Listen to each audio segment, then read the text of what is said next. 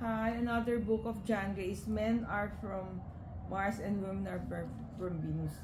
Men go to their games and women talk. So, one of the differences of men and women, yung men, pag uwi nila sa after work, so, they just want to rest, or sabi nga, they go to their caves, watch the news, or read siguro the newspaper, or watch basketball.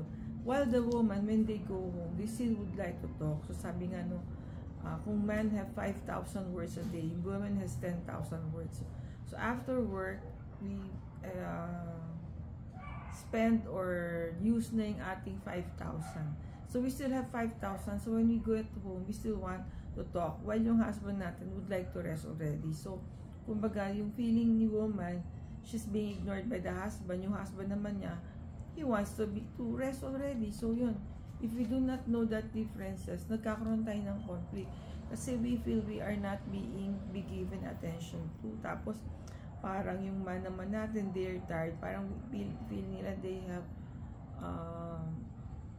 they need time for themselves. So, yan yung differences na yun. We have to address that. Kumbaga, we have to give time and adjust to each other's needs. Stay safe, everyone. God bless you all. Thank you for watching. See you in our next video.